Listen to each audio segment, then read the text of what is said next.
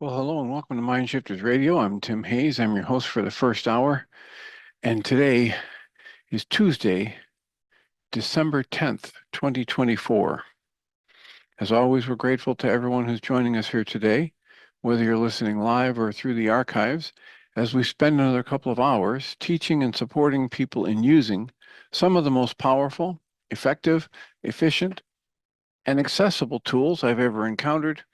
These tools are available absolutely free through the tireless efforts of Dr. Michael and Jeanie Ryce on the website at whyagain.org. If you go to that website and click on the two words that say Start Here in the upper left-hand corner, it will take you to a page where you can download and read Chapter 24 of Dr. Michael Ryce's book.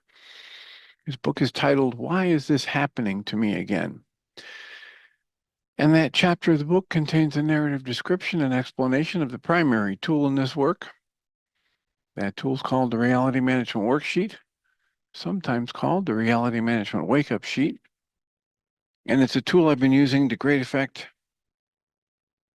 for 20 years now to improve the quality of my life and most of my relationships, and to turn any negative emotional experience I have into part of the infallible guidance system that each and every one of us has been given.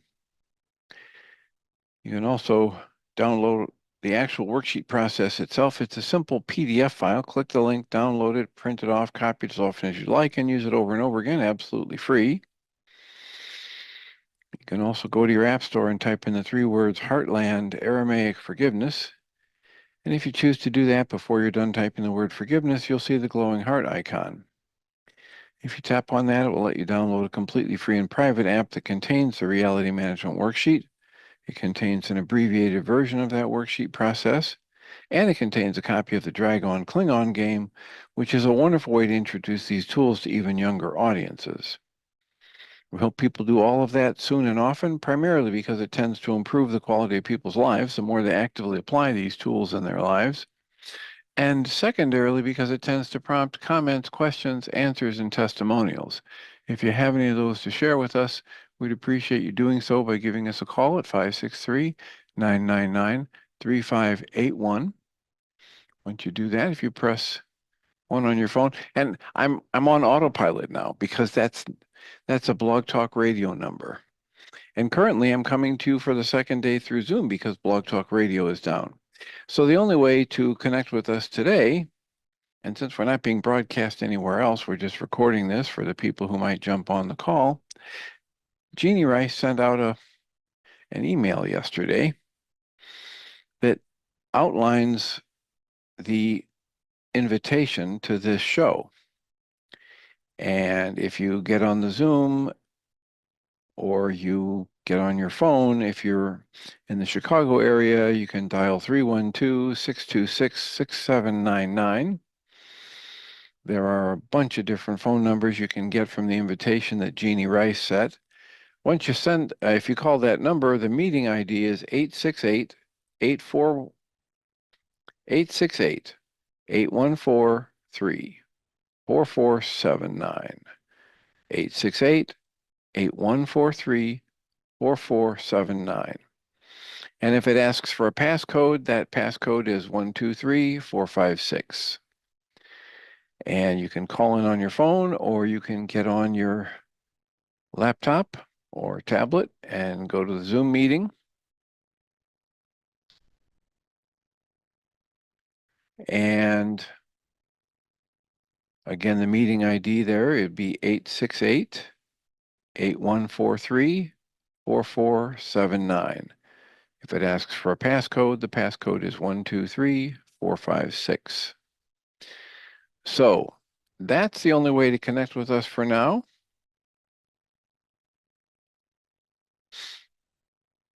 And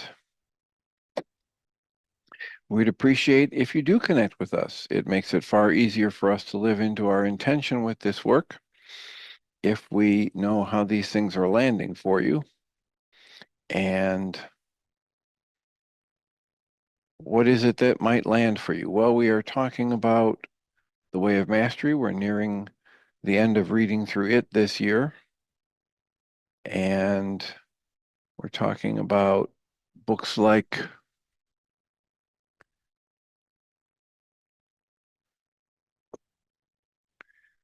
Lizards Eat Butterflies and Butterflies Are Free to Fly and A Walk in the Physical. So if any of those things are of use to you or you're enjoying them, please let us know. You can call on the Zoom call or you can send me an email.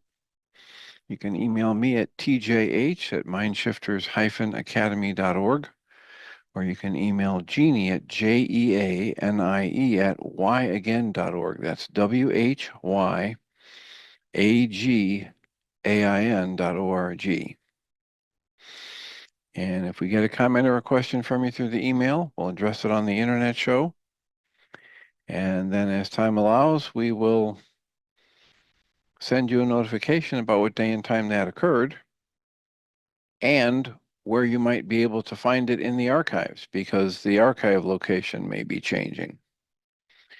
We're going to try and make it as seamless as possible, that you would still be going to the whyagain.org website and clicking on the microphone to get access to the archive pages. And yet, you just never know. When we get a whole new system up and running like this, there might be some changes that we have to adapt to, even in the location of the archives. So please let us know how these things are landing for you and what would be of most service to you moving forward. We have plenty of time for comments and conversations, or to step somebody through a worksheet process. And in lieu of anybody raising a hand, I'm going to talk briefly about something I mentioned yesterday. It's it's a podcast titled The Telepathy Tapes. And the Telepathy Tapes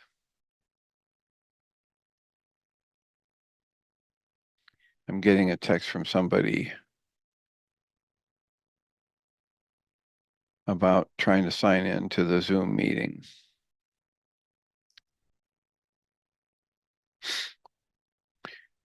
So the telepathy tapes are about the recognition that there are people in a nonverbal state, often labeled with autism, that are quite a bit empowered in ways that we are not used to seeing or dealing with. And one of those ways is telepathy. There are other skills, there are other dynamics that go beyond what our five senses can track and record. And I mentioned it in conjunction with the book by David E. Martin, where he wrote the book Lizards Eat Butterflies. And in that book, he hypothesizes how we've got 12 cranial nerves, and there's one cranial nerve for each of the five senses. And it's not a big stretch of the imagination to assume that the other 7 cranial nerves are related to other less concrete senses, other ways to interact with the world, other ways to process energy and or send energy. And so if you assume that these people who are nonverbal and have been labeled autistic, if you assume that they have no intelligence, you're probably missing the boat. And one of the big takeaways from that podcast for me is the assumption of competence and how much more progress people make interacting with and discovering the intelligence and capabilities of people who are nonverbal and autistic once they've made the assumption that there's a competent individual in there. And just because they're having difficulty communicating or getting their mouth to function a certain way or getting their body to move in a certain way, it doesn't mean that they're sick, crazy, stupid, or lazy, or that they have no interest in communicating. It might very well be that they're trying to communicate telepathically, as they can do with others of their own kind, their own skill set, and that they get frustrated when the speaking people around them don't respond in kind. So it opens up worlds of possibility, especially when you assume competence and then you work to try and help that individual develop the skills that are necessary to communicate with you because you don't have the skills to communicate with them in their natural way, in the way that's easiest for them, which is with sending thoughts mind to mind. So um, waiting on somebody who texted me and said they were waiting to sign in, and I sent them the proper meeting ID. I'll say the meeting ID again here. It's 868-8143-4479. And if you're prompted to have a passcode, it's 123456. So if you check out that podcast on the telepathy tapes, and if you choose to send it to somebody else, I just want to highlight that I'm not recommending it because it's fantastical and it's pie in the sky. I'm recommending it because it is built on the assumption of competence, and it's a way that people, parents and teachers are working with nonverbal people and either helping them with spelling boards or working them up to be able to type on keyboards and giving them the computerized transcription to voice option. So they're opening up the pathway for communication for dozens, thousands of people who are not able to speak verbally and yet who most likely have significant competence and intelligence. So,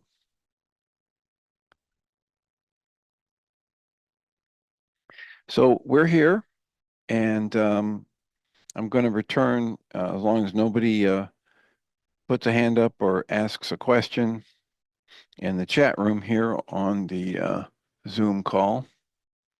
I'm going to get back into the way of mastery, and we're on lesson 34. And the part that I left off with the last time is titled, You Are Part of a Very Ancient Family. And the text reads, You are already in the hands of your Creator, and you never left, and you'll never be separated from your Creator. You are already in the hands of your Creator. You're already embraced and supported by many, many beings who are abiding in the non-physical dimension that you are a part of in this expanding circle of energy that we call the lineage. And of course, the lineage is not a special thing that isolates you from other people. The lineage is everyone with consciousness. And this lineage, Michael Rice likes to talk about, you know, first, I forget the word he uses, but people who are first in line to learn a new skill, first exploring the work of rebuilding the family cross-generational patterns that may be unproductive. And when you're first in line to learn these things, you've got a lot of work to do. You've got a steep learning curve. There's a lot that goes on that you have to essentially reinvent the wheel because no one in your family did it before or talked that way or processed their emotions or took full responsibility for the emotions they created. And that's what I have in mind when they talk about the lineage here. These are people who've gone ahead, a little bit ahead, as we would mark it in time, and they've awakened to the fact that they're the ones creating their own experience of life, and they've taken full responsibility for their creations, and they've awakened to their true nature. And so it says here, you are part of that lineage, and our numbers are numerous. Many of our names are known to you. And so it asks, who are we then? Well, you know me. You know the name of Yeshua ben Joseph. You know the name of Saint Germain. You know that of Mary. You know the names of Abraham and Moses. And it says there are many, many others. You know the names of the prophets of the Torah.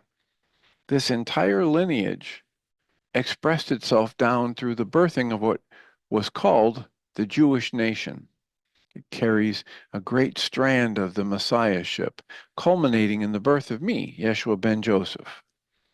You are part of that very ancient family.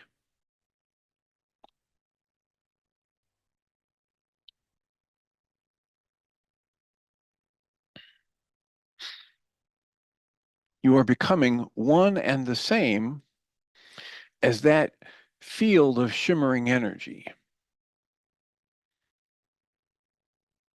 that radiant light that is the purity of the love of the Creator shining through consciousness and shining into the realm of matter and into the physical dimension.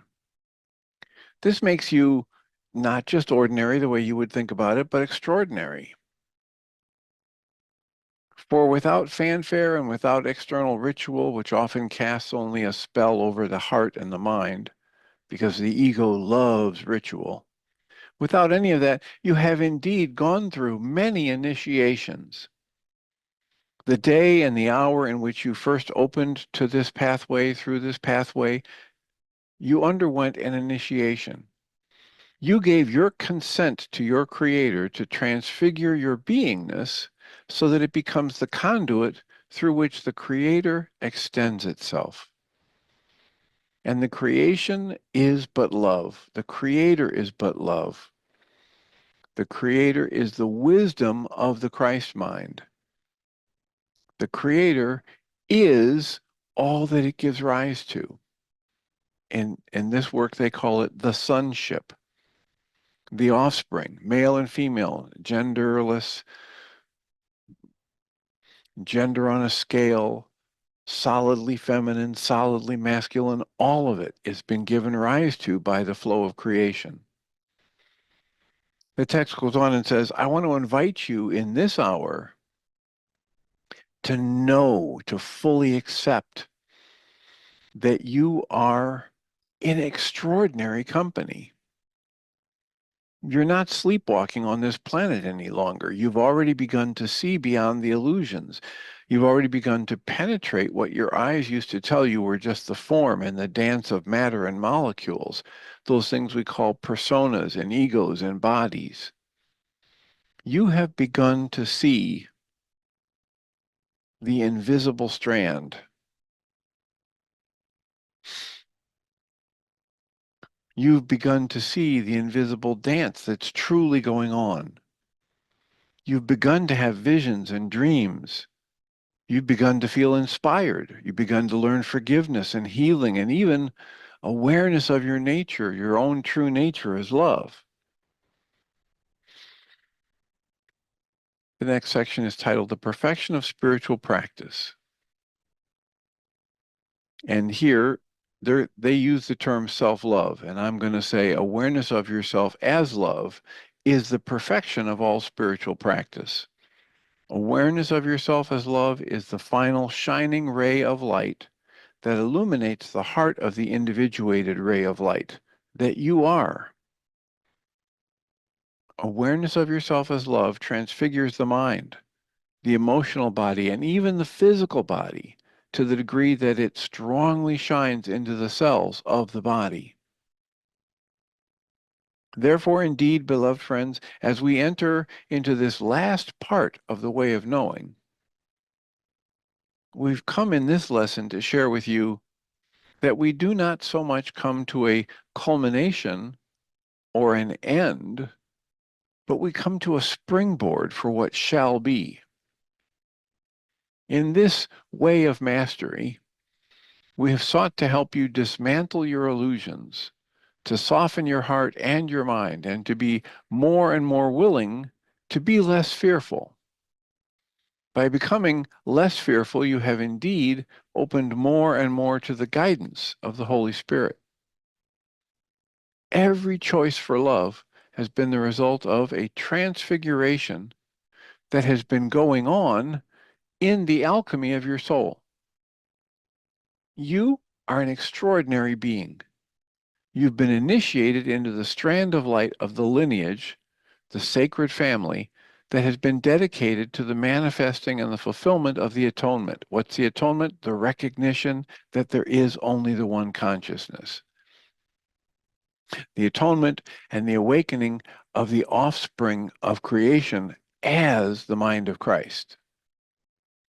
All that you do in each moment when you dedicate yourself to love, whether you be living in a farmhouse or a condominium in New York, all that you do once you've dedicated yourself to love adds to the field of energy being created that will one day tip the balance and dissolve all illusions from all minds. Your life, then, is a life in service to the sonship, to the offspring of the creation, regardless of the forms in which you find yourself living. Your only task, then, is to decide each day to surrender anew, to desire the atonement, to intend the atonement, to allow transfiguration to occur, and to surrender to the truth, capital T truth. One of the ways to say that is, Abba, Father, Creator, you are the only thing that exists. Therefore, it makes no sense even to say, not my will, but thine be done, because yours alone is all there is. So, given that, how shall we spend this day? How can I ask to be taught by life in each moment?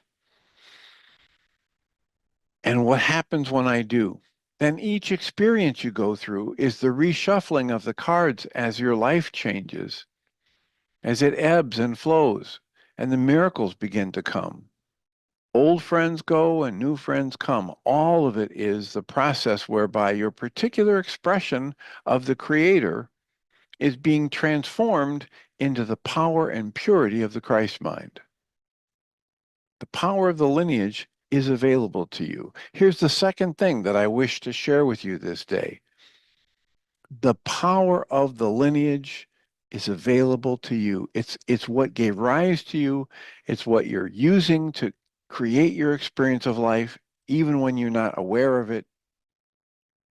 For in this moment, as you choose to listen to these words, you entered through the portal of an initiation. And transfiguration has continued from that moment to whatever degree that you've been willing to allow it to happen. In the moment that you decided to explore this pathway, you plugged into the circuitry of the lineage. We are with you wherever you go. I want then to invite you in this lesson to recognize that it is not just Yeshua ben Joseph who has manifested the fullness of the Christ mind, but there are a host, a heavenly host, you might say. That is where all that language came from within the Jewish Torah and even the New Testament, which has been taken over by something they call Christianity. Christianity, which is not something I know much about since as a man I was a Jew. But beyond that, I am the strand of light expressing itself through the tradition of the Jewish family. And all of this has been perfect design by the Creator. It's not the only strand. There are others, the universal truths that encompass the entirety of human experience. All souls have their lineage. There are strands expressed through India and through Tibet, and through South Americas, and through the North American Indian. All of these strands are like spokes emanating from the hub of one wheel, reaching out to the farthest reaches of the dream of separation, attracting and calling the offspring back together, so that whether one is Incan or Mayan or Anasazi or Tibetan or Indian or Jewish, or even if you're from New York, you are beginning to become part and parcel of one mind, capital O-N-E, capital M-I-N-D, one mind. And that one mind recognizes the reality of the invisible permeating the realm of the visible. You are indeed taking up your place at the right hand of the Creator. The phrase in your language, the right-hand man or the right-hand woman, means one who is in alignment, one who acts only to fulfill the will of the one who's in charge. It's a beautiful phrase, and it expresses what we call right-mindedness. Therefore, understand well, beloved friends, even if you're 85 years old, sitting in your comfortable rocking chair, believing that your life is just about to end, it can never end. The body-mind will be put into the dust of the ground, but you have already entered into a fast track. You are indeed already a mystic in that sense, going through the process of transfiguration. And you are adding to the power of the lineage. The power of this lineage to bring about the restoration of heaven here on earth and the reestablishment of the Christ mind throughout all of the offspring of the Creator. And even when the body drops, you will be, quote, assigned to a new office, close quotes. That's all. You who are hearing these words, you are of infinite importance in the expression of this work that's called Shanti Christo. This is more than an organization and much more than a sacred piece of land to which many someday will come and many will be healed. That is, this is the process of awakening the Christ mind just by the power of stepping into the vortex of purity that's been established there on that sacred land. And you're already in that process.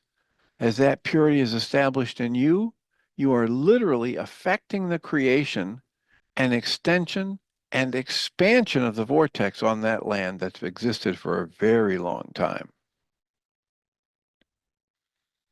It's a portal, it's a doorway. There are many names that can be used. It takes the mind and transports it to other realms. This is a transfiguring to simply abide on that land. Therefore, understand well, you have great importance. Many of you will perceive that you're merely a receiver through this organization. And yet, as you receive, you're giving. And as you give, you receive. You're a part of the lineage, the field of energy creating the vortex that has the power to overcome illusions. Many of you are seeing this in your personal lives. So what's to come? Well, you are literally witnessing the forerunning effects of what is to come. When the day will arise when no one will need to say a word, and yet through the gathering of this lineage, individuals who are attracted will heal spontaneously and immediately drop into enlightenment. And all of this you are a part of just by listening to these words. This is how extraordinary you are. And this is the invitation that we constantly extend to you. Think not that that which is called Shanti Christo is simply another worldly organization. The deepest levels of transfiguration are already occurring through this lineage, through this strand, or this ray of light. Therefore, indeed, embrace that which you are and honor that which you are. Extend that which you are. The old phrase, go and teach all nations, refers to let them know that I have come again and that this is the expression called Shanti Christo, and it shall become increasingly a primary vehicle through which the lineage is creating a vortex, a portal, an initiation, an energy of transfiguration, whatever you wish to call it, that will quicken in its enlightenment or atonement for all of the offspring of the Creator. Therefore, understand well that what will be coming in the future is a growing body of those who are maturing in the way of the Christ mind, maturing at the level of commitment, because they will come to see the extraordinary role that they are playing in a much bigger picture than their own personal lives. The family will indeed grow, and much is being put into place for this to occur. The lineage never ceases in working in establishing the network of light that allows the expression of this light visibly through the people like you and through those who are called to Shanti Christo. We recognize well that as you live your personal lives, seemingly many, many miles from one another, often with very little, if any, third dimensional contact, it's easy for the mind to cast a spell upon you to help you believe it's not much is occurring here. And yet I say unto you, it will occur with or without you. The invitation then is to take up your rightful place by stepping into the full commitment for this extraordinary expression. That extraordinary expression shall indeed eventually touch all corners of the planet. That has been its purpose since long, long, long ago. The birthing of Shanti Christo is perfectly an expression of that, which was just as important, called my birth and my crucifixion and my resurrection. It's all a part of the same script. Something in you has attracted you to this work, to me, to this lineage. Something in you has attracted you to the process. Something in you has resonated with Shanti Christo, which means birthing the Christ. For those words carry the vibration of the call that I have told you from a time quite ancient. You would one day hear this call as you become quickened from the dead, to use the Christian phrase. The awakening of the soul, the call back home to the family, to the lineage, to the purpose of the atonement. That's the call. That's what we're here for. And that's what you're expressing when you're listening to readings like this and you're striving in your own day-to-day interactions to choose for love rather than choose for fear. When you pick up tools like Dr. Michael Rice's reality management worksheet, or you pick up Diedrich Wolzak's worksheet, or you pick up Byron Katie's worksheet, and you dismantle your belief in the negative thoughts, you strip away the veils that block you from seeing this pure energy that they call in the way of mastery, the shimmering radiance that, that, that lies behind the pictures that our minds create. Using the input from our five senses as about 20% of the picture, and using my history, the past, the downloads, the filters, the assumptions, the beliefs that I've created from the past is 80% of the pictures my mind shows me. And the more I dismantle my reliance on those pictures, the more I dismantle my identification with anything that's less than love, the more I get access to the truth of life as we have it.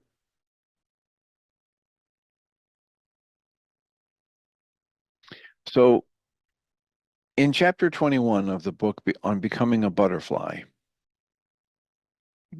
the book is titled Butterflies Are Free to Fly. It's available absolutely free on the internet. Stephen Davis wrote it and put it out there, and his only restriction on this work is that you can't use it to make money, but you're free to read it, copy it, post it on a website, etc. If you go to Kindle, it's a free book on Kindle. So this chapter reads, all right, so why doesn't my infinite I simply download a fully healthy holographic body for me and take this pain away? It could, I know that. I know the infinite I could do that, but that's not the point of the transformation in the cocoon. It's all about the process, and my process is not over yet. That's why I don't really want my infinite I to take my pain away until I'm finished. Stephen says, I've run Robert's process hundreds of times on this body and this, he calls it the body egg. In other words, all of the issues that I have with my physical body that are less than perfect, he calls that the egg. He says, I've run Robert's process hundreds of times on my body issues over the last 2 years, and I've uncovered a number of judgments, beliefs, and opinions.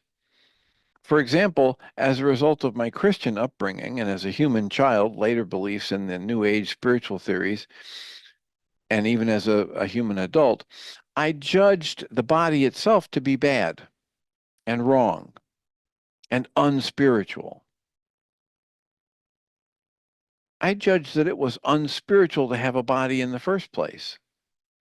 I always thought I'd be better off without a body, and that the body was more of a hindrance than a gift. It was something to be risen above, and something that was an indication that I dropped down a level or two from my innately immortal soul. After my car accident, I gained a lot of weight because I couldn't move easily or exercise. And eating food was one of my great pleasures in life. Well, when you're eating without exercise, it's not a beneficial combination. So I still carry some of that extra weight, and I think of my body as, quote, fat, close quotes. And as I say that, unfortunately, there's shame that comes up and judgment that comes up. It's not just a statement of fact. I've layered it with shame and judgment. In short, I cannot yet express full and sincere appreciation for my body just the way it is, or even appreciation for having a body at all. Clearly, I have some more judgments, beliefs, and opinions for me to process through and dismantle. I have uncovered some of the fears associated with my body as well. One is the fear that if I don't have a perfectly healthy body, people are going to discount and ignore whatever scouting information I might be reporting on this spiritual journey. I've done that myself with others,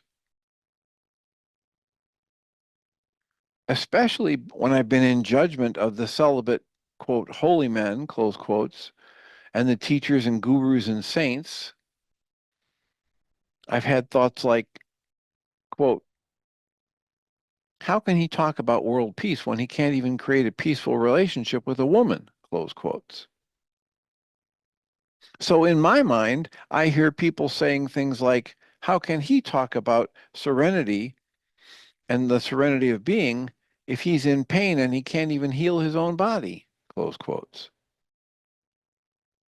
A lot of this also has to do with vanity. I admit it, I'm vain. It's one of the layers of my ego that I haven't fully gotten rid of yet. I've always taken pride in my appearance, probably too much pride. I still like it when people tell me I look 10 years younger than I actually am. I had fun signing autographs when I was a star drummer years ago in my 20s. I enjoyed being asked for my autograph when I was in my 30s by people who thought I was Tom Selleck, and then again in my 50s by people who thought I was Kenny Rogers. And for years, I was sure Carly Simon was talking about me and her song, the song You're So Vain. Another fear I uncovered had to do with dying. When I wrote in the last chapter that, quote, I have no fear of death, close quotes, this is true. Ever since I started believing in reincarnation over 50 years ago, I have not feared death. However, I was still afraid of dying. I still resisted a long, drawn-out, painful death. When my infinite I decides I have finished my role as its player, I prayed, please let me go quickly. I watched life with great empathy as people jumped out of the World Trade Towers on September 11th and fell 100 stories to their certain death. I could feel the choice they made, not to stay inside and slowly burn alive, but to end it quickly and painlessly. And that's how I want to go. So, as long as the judgments about my body and the resistance remain, the pain will remain too. I know that. And even though I've done a lot of work on this whole thing about my body issues, there's obviously stuff left inside for me to process. In the meantime, I'm doing my best to appreciate the pain, to thank my infinite I for the gift and the opportunity that the pain brings me to process out all of these judgments, beliefs, opinions, and fears, and to give me the opportunity to let go of the associated layers of the ego. I have honestly gotten to the point where I don't want the pain to leave until I've finished processing whatever remains inside this egg of my body issues. He goes on, in the last couple of weeks since I started working on this chapter and processing the pain, I've run into one of the most key beliefs about my body and about life in general. It's the belief about this law of cause and effect. And it's powerful. It's a very core belief for everyone in this holographic game we call the human game. But it's too early in my process to say much more than the so-called, quote, law of cause and effect, close quotes, is simply another belief system that's been formed inside the movie theater, so to speak. And it's a function of the hologram itself, just like space and time. Clearly, the diabetes associated with one of the multiple personalities discussed in the last chapter was not, quote, caused, close quotes, by some malfunction of the body, since it appears and disappears as soon as a different personality takes over. However, I'm not prepared at this point to give a scouting report on the law of cause and effect and what that means. That, it seems, will have to wait. And it might be the subject of another book altogether in the final stages of my work in my cocoon. Meanwhile, since I know all pain is the result of judgment and resistance, I have to ask, what am I resisting? Am I actually resisting becoming a butterfly? Am I resisting moving on to the next stage? Yes, truth be told, I am resisting that. It doesn't feel like it has anything to do with fear or with the fear of being a butterfly. However, at least I can't see it that way.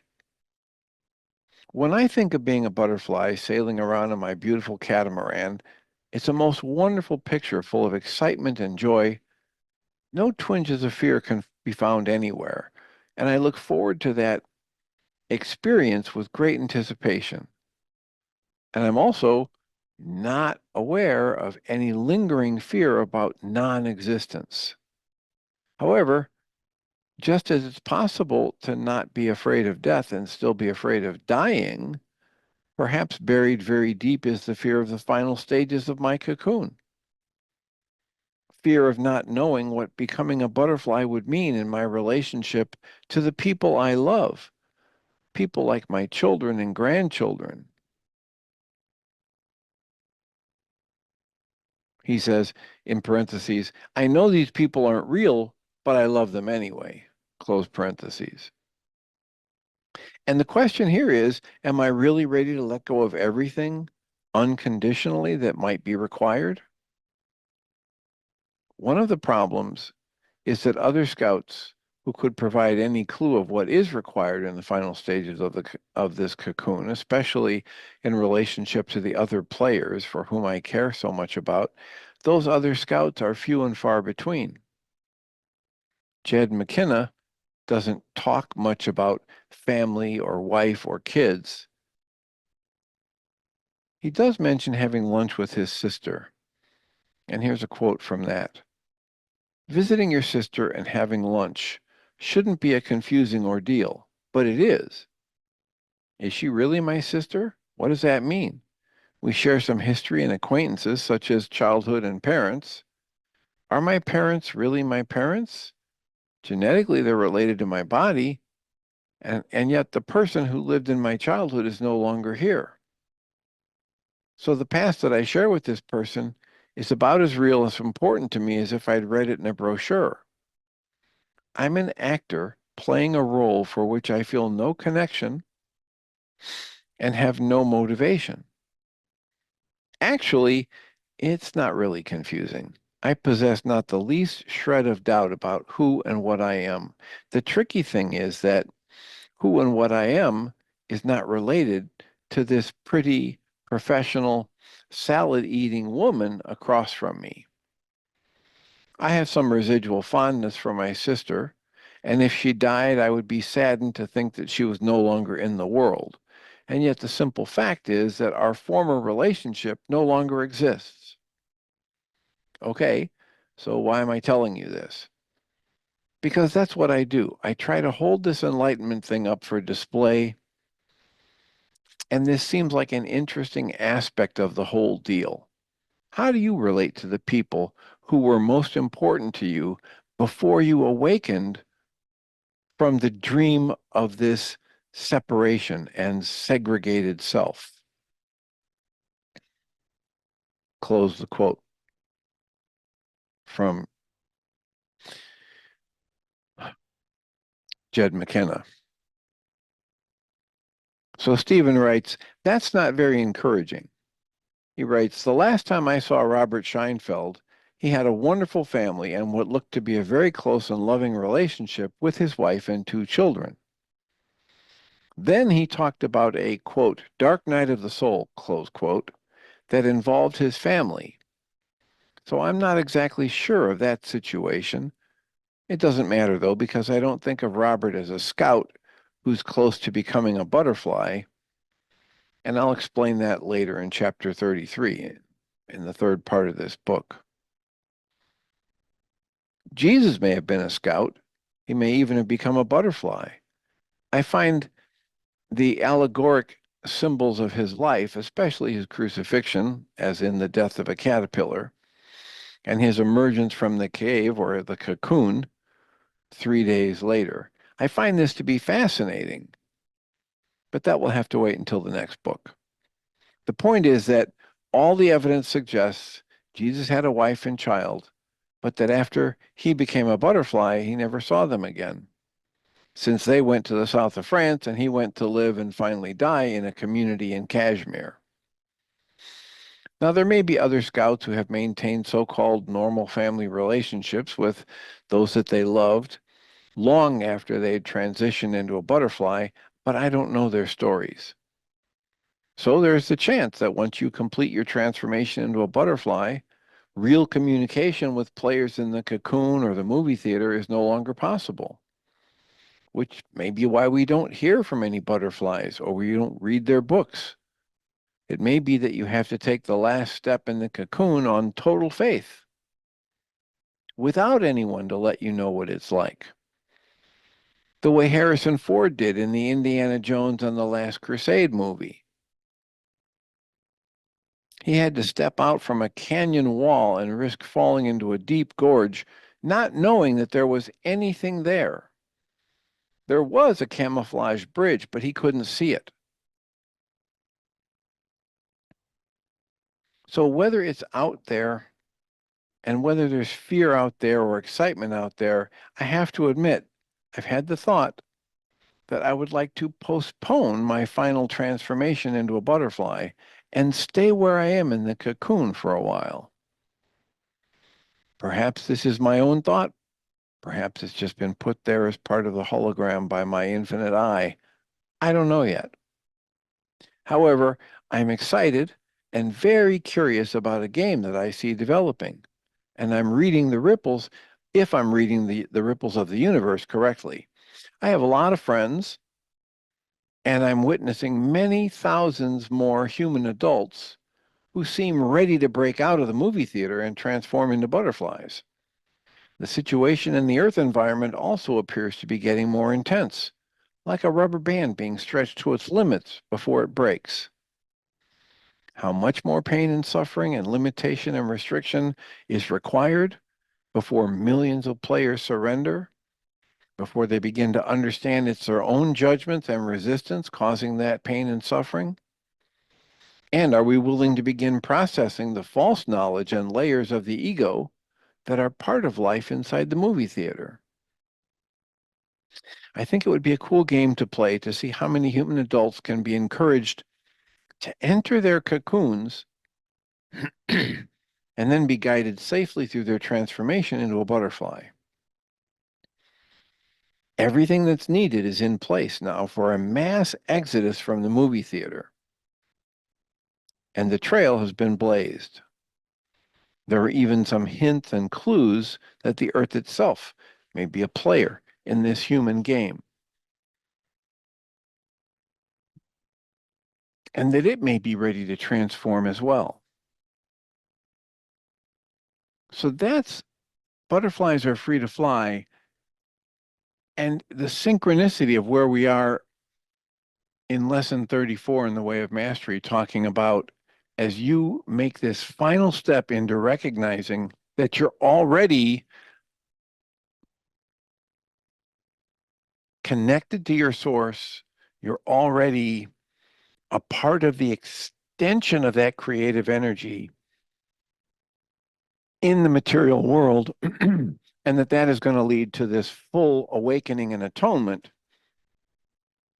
It's the same thing that he's talking about in Butterflies Are Free to Fly, awakening from the cocoon as a butterfly, recognizing that the only thing that creates the pain, fear, and sadness and deep suffering that I experience as a human being is how I choose to interpret and respond to the world around me. It's about the resistance I generate. It's about my judgments. It's about my opinions and beliefs. And if I'm willing to tune into that,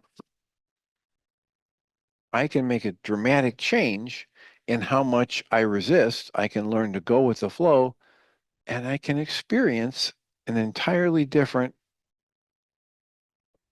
life. Well, the word experience is the only one that comes to me. I create an entirely different experience of life when I dismantle my judgments, question my perceptions, and ask to be taught by life each new present moment, rather than try to impose my thoughts, judgments, beliefs, and opinions onto life and onto the flow of life. So, thank you for joining us for this Zoom episode or Zoom hosted episode of Mind Shifters Radio on this Monday, December 10th, 2024. As we're going through all of this, as there's a lot of behind the scenes work going on, Jeanie is spending hours trying to get ready for a successful full transition from BlogTalk Radio to some new format. It looks like it'll be the program Nedl, Nedl, that you can look at the links that Jeanie has sent in her last couple of emails, and click the link and find the Dr. Michael Ryce link for Nedl, and end up on a web page where all you have to do is click the link that says you want to follow Dr. Michael Ryce on Nedl. And then every time we end up going live on that Nedl app, you'll get a text all it asks you for is your phone number. And once you give them the phone number, whenever we go live, whenever Michael goes live or Jeanie goes live, the website for that is live.nedl, nedl.com/Dr. Michael Ryce. DrMichaelRyce.